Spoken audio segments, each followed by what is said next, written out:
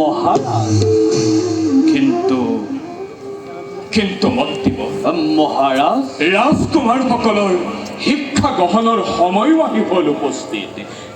সেয়েহে ভাবিছো মন্ত্ৰী মহাৰাজ, ভৱিষ্যত চিন্তা কৰি পুত্ৰগণৰ শিক্ষা প্ৰদানৰ বাবে নিমন্ত্ৰণ জনাও কুলগুৰু বশিষ্ঠ দেৱক।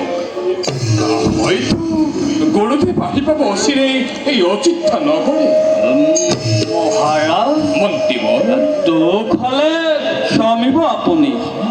মোৰ মতে ৰাজকাৰেঙৰ এই বিলাস আৰু বৈভৱৰ মাজত ৰাজকুমাৰসকলে জ্ঞান অৰ্জনৰ উপযুক্ত নাপাব পৰিৱেশ।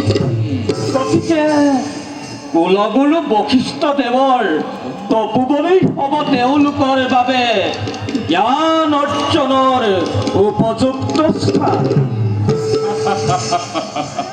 আপুনি একেবাৰে যুক্তিপূৰ্ণ কথা আগবঢ়াইছে মন্ত্ৰীবৰ। মহাৰাজ, তেন্তে তাকেই কওঁ, কুলগুৰু বশিষ্ঠ দেৱক অৰ্পণ কৰি মোৰ চাৰি পুত্ৰৰ সমস্ত দায়িত্ব গুৰুৰ আশ্ৰমে শিক্ষা লভিবৰ বাবে অচিৰেই দিন বিদায়। মহাৰাজ, আজিলৈ ৰাজসভা ইমানতে ভংগ কৰা হওক। বলক মহাৰাজ। বলক মন্ত্ৰীবৰ।